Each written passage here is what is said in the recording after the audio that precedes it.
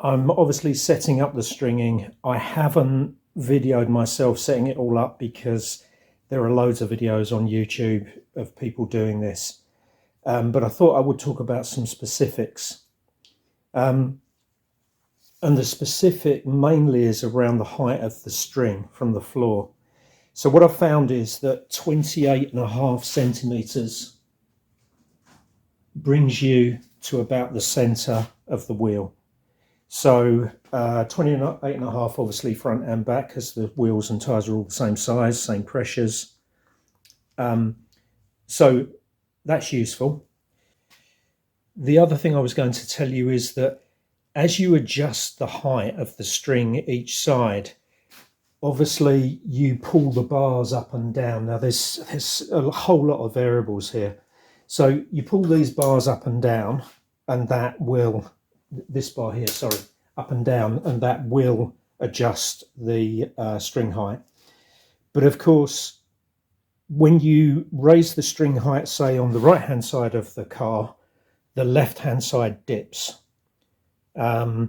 What's more, you've got like an amplification effect because of the length of the bar from the sort of pivot point down there. You get an amplification effect. So if you raise it 5 mil on the bar, you get about a 10 mil rise this end, and you'll get something similar as a drop the other end.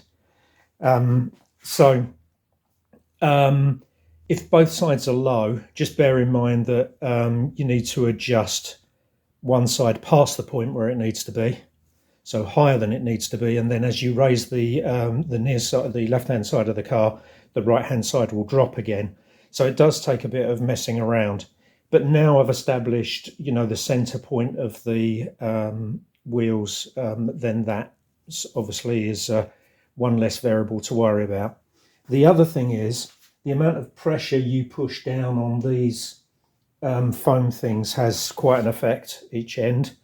So if you say are pretty close, but you've got it about 5 mil too high, one thing you might want to try is just applying a small bit of pressure on the foam pad,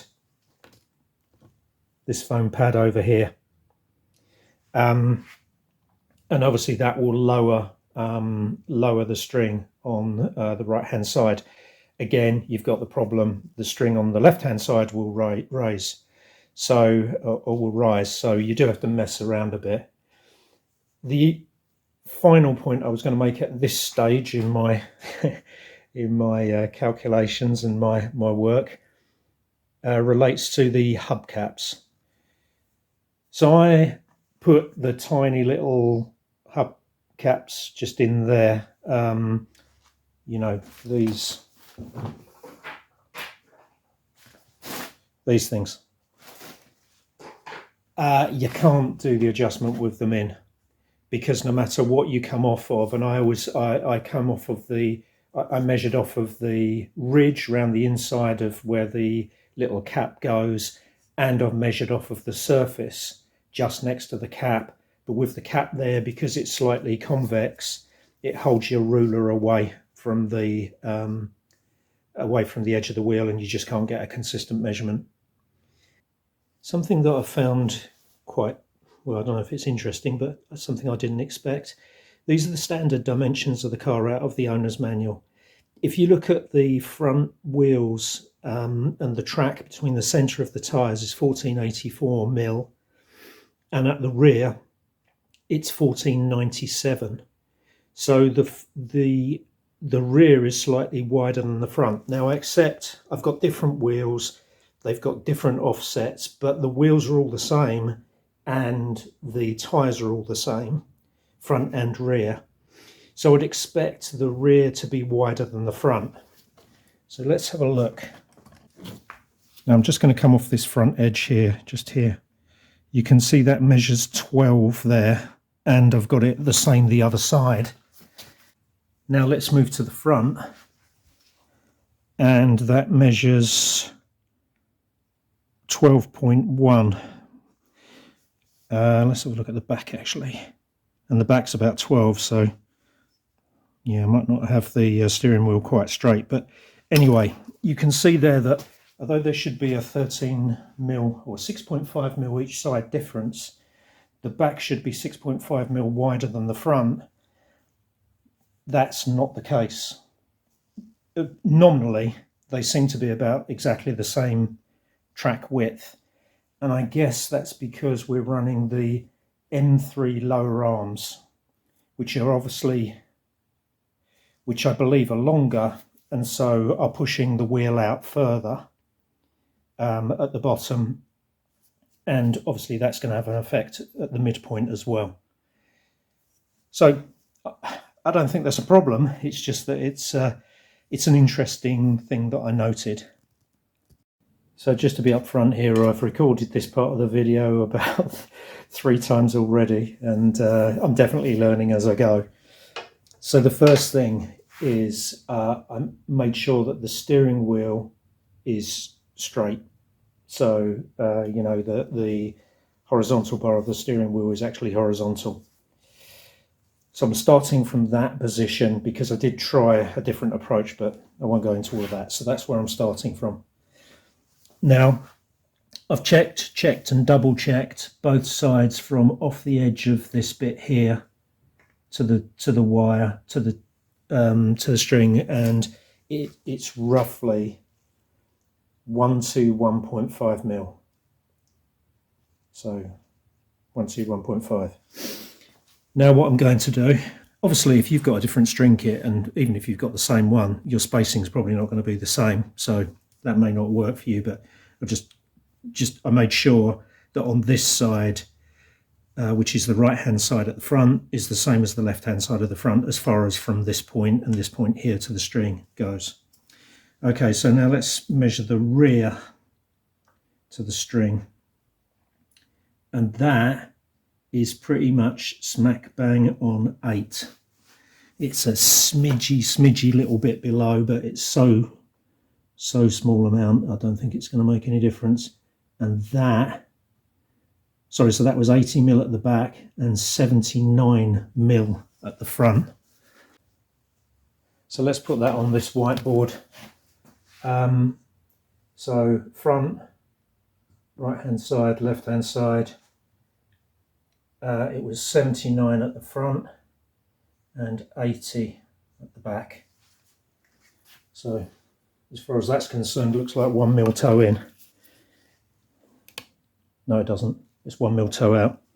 Okay, so let's go to the other side. Okay, now this is the front left-hand side. So go to the rear of the wheel first. And that is almost smack bang on 80.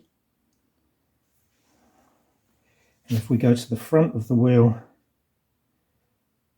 again, it's 79. Huh. Okay, so it does seem to be all straight as far as the steering wheel is concerned. So that's 79 at the front and 80 at the back. So 80 at the back, 79 at the front. Okay, so what we have is 1 millimeter toe out each side, and our target is 2 millimeters toe out each side. That's what I've been advised to run.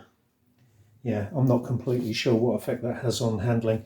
I don't think it has any effect on the centering of the wheel, because that's to do with the caster angle and to do with the contact patch of the wheel being behind the center line of the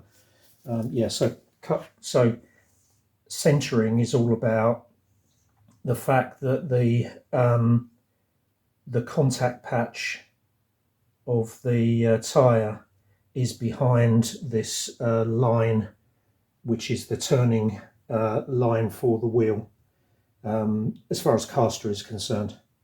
So as long as that remains behind that, you'll get the centering effect. So the towing doesn't have an effect on that, or not as much as the caster angle does. Just out of interest, the car that I built when I was a kid was a Hillman Imp, and it had a caster angle like that. which is pretty cranky. But yeah, that's why you had to make sure you didn't go for a small steering wheel on a Hillman Imp, because if you hit something, it will wrench it out of your hand because of the positive caster angle. Probably break your hand. So you had to run with quite a large steering wheel. Okay, so that's the front. So actually, all right, I probably will adjust it to give me the additional tow out. But that's not bad. That's pretty well set up. All credit to Rob. He did say to me, he said he'd set it up. No, he said he did say he'd set it up as per road manufacturer's road spec, which I doubt would be tow out. I would imagine it would be either parallel or slightly tow in. But he did say that obviously messing around with the ride heights and whatnot is going to change that. And he said that the springs will gradually sit, they'll gradually settle, and we'll come on to ride height in a minute. But so that probably explains why I've got a bit more tow out than you would expect on a road car. Okay, let's go and check the rear. Now there is a very slight unevenness to the gap from here to the string compared to the other side, but it's about 0.5 mil, and if I keep trying to adjust it, I'll be here forever. So we might not have perfectly symmetrical figures, but obviously the main thing is the comparison between the front and rear of the same wheel. So let's see what we've got with this one. So if we go to the rear of the wheel first.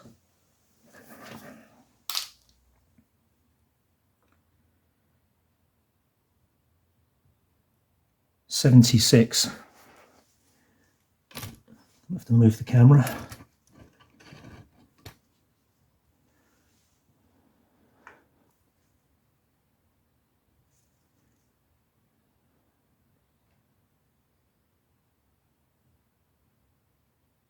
That's 79. 76 at the back, 79 at the front, so that's towing in. Let's go and put that on the board. And let's do the left rear. Okay.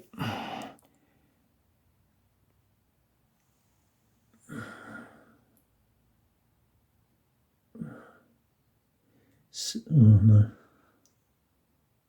75.5 versus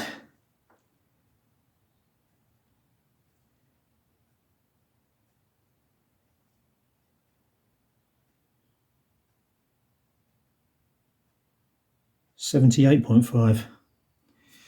75.5 and 78.5. 75.5, 78.5. And I guess what you can see there is they are the same, aren't they? It's just where the string is like about 0.5 mil out. Yeah, if we had 0.5 on this side to both top and bottom, we get 79 and 76. So they are towing in by 3 mil each side. So on the rear, we've got tow in 3 millimeters each side. And what we want is parallel. So I'm getting my measurements from Rob at 4040. He said you can start to dial in some tow out on the rear, but it might get a bit wild. So bearing in mind my driving ability and the fact that I'm already making a colossal number of changes, I think what we'll do is we will go with parallel. He actually suggested start with parallel and then see how you get on. And I know I'm opening this up to a whole barrage of responses that said, no, that's not right. But, you know, different cars, different styles of driving, different capabilities, different tracks, all those things all play into this stuff. At the moment, I just want to get a baseline that's a reasonable compromise on all of this. So we're going to go for parallel at the rear, and we're going to go for a 2mm toe out at the front. Now, the only reason that I'm not rushing into this and starting to make the adjustments is that the other suggestion Rob made to me was that I check the ride height. We have a minimum, I think, of 65mm. I might need to go and check this, but I'm fairly certain it's 65mm. Rob says he's got a block of wood that's 68mm, and he makes sure that the block of wood will go under all parts of the car. I'll probably do the same, something like that, 68, 70mm, and just make sure. And again, he said the problem is that whilst he set the ride height correctly when he set the car up, the car will sink a bit as you drive it on track days, and the springs start to bed down onto their seats and all that sort of stuff. That I might get some movement. So I may well have, I may well have a ride height that's slightly low. It certainly is very low, but they all are. And another thing that was pointed out to me by another guy, the very experienced guy I spoke to the other day, he said rake is pretty important on these cars. Rake being, the back being slightly higher than the front, which it certainly is on this car. But anyway, this has gone on for way too long, this video, so I think I'm going to stop there so you can see how I did the measurements, how I did the calculations. Now it's just going to be a matter of making the adjustments, which I'm sure you can find lots of videos to show you how to do the track rod ends on the front and how to do the toe arms on the rear. Just wanted to tack this bit on the end of the video. So I was searching around the garage looking for something that's 65mm high, and I have these rubber chocks, and from the bottom of there to the top of there measures 67, 68. So actually, if I can get that chock under all parts of the car, then I'm meeting the minimum ride height requirement. But it's just as well I check this, because as you can see, it doesn't go under. I reckon it's about 5mm out, because this is about 68. I reckon to be safe I need to come up about 6mm on the front. Oh, rats. Anyway, rather check it now than before I start messing around with toe and whatnot. What effect will that have? Probably not that much, because I don't think the toe arms are fairly parallel even now, with the suspension lowered, so it's probably not going to have a massive effect on toe. But anyway, I need to get it right, so I'm going to have to wind the spring platforms up a bit to get a bit more ride height. And of course, the trouble is I don't have any corner weight scales, so I'm going to have to do it just based on the number of turns. So this is the trouble with this. You can gradually get dragged into buying more and more equipment. I've spent money on the stringing kit, and I'm glad I did, actually.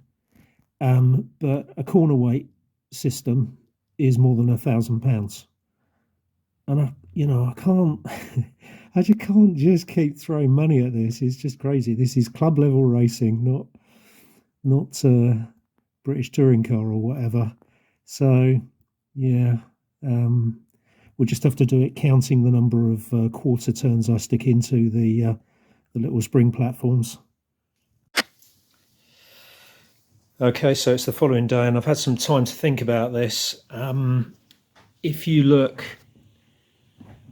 the ride height, I've not seen any car running that high, and the space between the wheel and the wheel arch, or fender for some of us. And I've been speaking to Rob at 4040 again. One of the things was that Toby Partridge's car last year, it started off without any of the under shielding on except for the left-hand side, which is required by the regulations. And then Toby had all of the under shielding reinstalled, but they could not get it to a point where they could get the gap at the front because the front engine under tray hangs down so low. And apparently Rob was telling me that that was experienced by quite a few people in the club or in the series. And so he's not aware of anyone who runs the engine under tray. He said it might be possible to do it if you can use screws and wire ties and get the tray up as tight as you can to the subframe. But quite honestly, I think I'm on a losing battle here. And certainly if it's a trade-off between some minor aero advantage that I might get by running the under tray versus running with a very high ride height at the front, it's going to be ride height every time. And I'm also really concerned that running with this high, it's going to totally mess up the handling of the car. I'm probably going to suffer understeer by shifting the weight, further back and whatnot. So I think what we're going to do, I'm going to go and have a spot of lunch and then I'm going to take the under tray off and I'm going to wind the springs back down to where they were, which was 3 turns lower. And once I've done that, I'll measure the clearance. The other thing you can do with a revision to the regulations, there's a jacking point on the front subframe. It's a plastic jacking point in the middle of the subframe, and you are permitted to remove that under the regulations, which I may need to do, but maybe I won't need to do it anyway. We'll see. Okay, so after effectively a 24-hour detour looking at ride height, I'm back to square one. I'm back to where I was with the ride height. I just thought I'd summarise this. So the bottom line is, I guess, for 116 trophy competitors, it's quite difficult for you to get a low ride height on the front of the car if you're going to run the under tray under the engine, which is a shame. It really is. But the thing is that the sacrifice that you would make in terms of handling, if you run higher ride height on the front just to give you the clearance under the under tray, it's just not worth it. I think it would really upset the handling. I've already been told that the rake on these cars is important, and certainly, making sure you get sufficient weight over the front wheels is going to be important turning into corners. So I can't help thinking that increasing the ride height is not going to help that. So we're running without the under tray. That's the bottom line.